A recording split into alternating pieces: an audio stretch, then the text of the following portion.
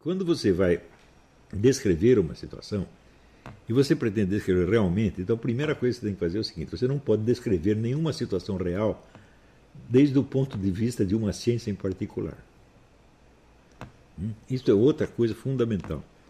Toda ciência em particular estuda não uma realidade, mas um objeto recortado segundo a disponibilidade dos seus conceitos descritivos. Ela não trata daquilo que os seus conceitos descritivos não podem abranger. Por exemplo, você não pode analisar uma situação econômica com os elementos descritivos da zoologia. Não dá para fazer.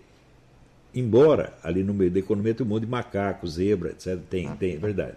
Mas os conceitos descritivos da zoologia não permitem você descrever uma situação econômica. Então, como não existe nenhuma situação econômica que não seja ao mesmo tempo geográfica, biológica, zoológica, sociológica, etc., então, é claro, mesmo a situação econômica específica não pode ser descrita só com instrumentos da economia. Então, de cara, nenhuma ciência tem instrumentos descritivos próprios a circunscrever com exatidão suficiente o seu próprio objeto. Então, só o que existe é interciência. Você está entendendo? Quando você descreve de um ponto de vista de interciência, então o que você produz não cabe exatamente dentro de ciência nenhuma. É o problema que eu já falei do Rosenstock-Huessy e do Wegener. Os caras não sabiam em que departamento colocá-lo, porque o que eles estavam falando não cabia em ciência nenhuma. Mas isso quer dizer que é realidade. Você acha que a realidade está recortada igualzinho aos edifícios dos vários departamentos científicos na universidade?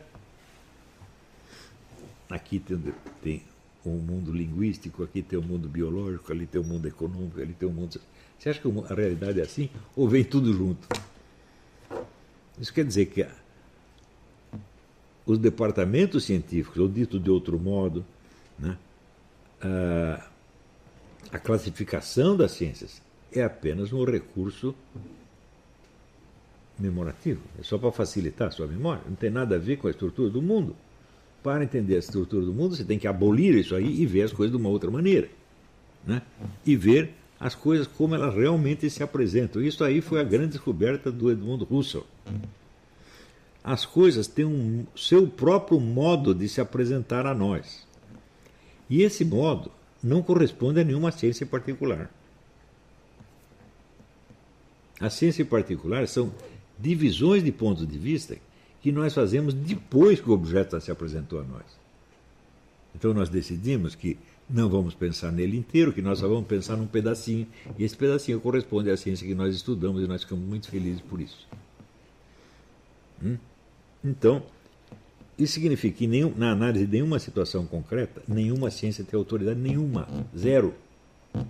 Ciência só tem autoridade na descrição do seu próprio objeto, o qual só existe no respectivo departamento. Quer dizer, o objeto biológico só existe no departamento de biologia. Né?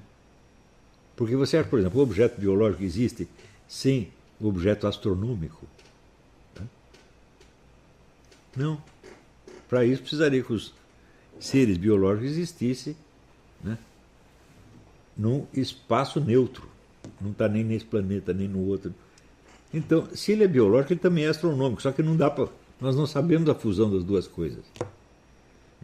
Por exemplo, né, os astrólogos da Idade Média, eles tentavam fundir essas duas coisas. Será que eles conseguiram? É claro que não. Mas a própria existência de um fenômeno chamado astrologia mostra uma necessidade humana jamais atendida. É claro que é jamais atendida. Porque, no fim das contas, a tal da astrologia, em vez de ser, vamos dizer, a síntese de todos os pontos de vista, como eles pretendiam, acaba sendo apenas um saber especializado a mais. Ela recorta o seu objeto e assim por diante. E pior, os astrólogos nem sabem qual é esse objeto. Eu, no curso que eu dei a respeito, que chamei de um nome horroroso, de astrocaracterologia, eu dizia o seguinte: nenhum astrólogo jamais disse o que a astrologia estuda. Eles não sabem. Então, Eles fazem milhões de observações sobre isso aqui, dão opiniões sobre isso aqui, mas eles não sabem dizer qual é o objeto da astrologia. Se você disser, o objeto da astrologia são as relações entre os fatos celestes e fatos terrestres. Bom, você já dividiu. Quem diz que os fatos terrestres não são fatos celestes? Então você já criou uma divisão arbitrária aí, convencional. Para quê? Para facilitar a sua vida. Não é isso? Além disso, se ela estuda a relação entre fatos terrestres e fatos celestes, ela não tem um objeto material próprio. O objeto dela é uma relação lógica apenas.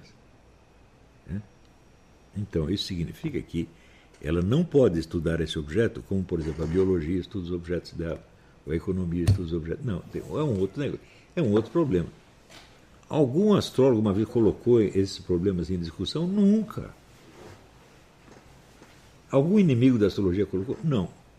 Então é o seguinte, eu depois de ler praticamente tudo o que se publicou sobre o debate astrológico no mundo no século XX, eu vi que aquilo lá era um museu de ignorância como nunca tinha tido no mundo, uma coisa maravilhosa. Só ignorância para tudo quanto é lado, só confusão, só palpite. Ninguém colocou o porquê. Criam opiniões antes de ter colocado o problema. Ou seja, eles não sabem qual é a pergunta, mas já tem a resposta. Para isso não dá. Então eu falei, bom, vamos pegar esse assunto aqui e tentar, vamos ver o que daria para fazer se a gente tentasse colocar o problema de maneira cientificamente séria. Não é isso? Eu fiz isso, e daí vem os caras dizem, ele é astrólogo, usa isso aí como se fosse coisa de gozação. Meu Deus, o trabalho que eu fiz com relação à astrologia está infinitamente acima da capacidade da classe universitária brasileira inteira. Para não falar dos astrólogos, nem estou falando disso aí. Então,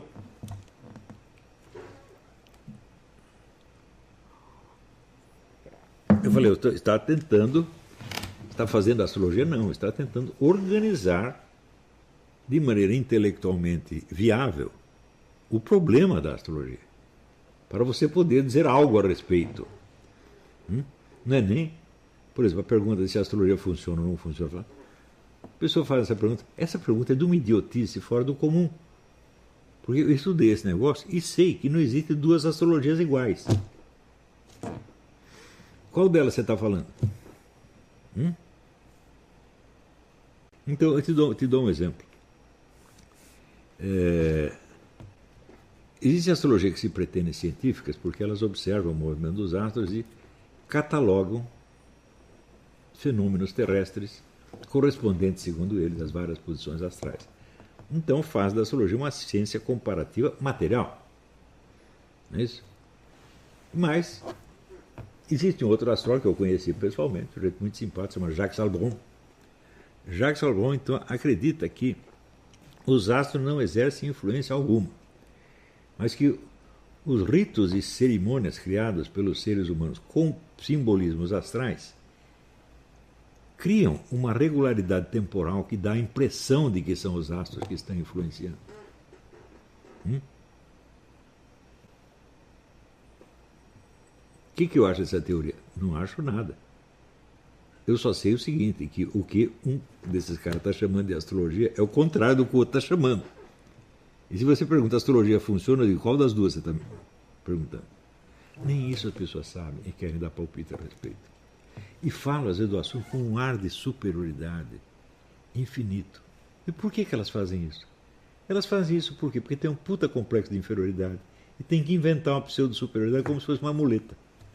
Eu não tenho esse complexo de inferioridade, gente. Eu tive quando eu era pequenininho, porque eu achava que eu era o mais burro dos seres humanos. Quando chegou por volta dos 30, e eu fiz meu teste de QI, e deu 147, na verdade 157, porque foi feito numa língua estrangeira, e nesse caso eles aumentam 10 pontos. Eu falei, então o burro não sou eu, Tem algum treco errado nessa conversa.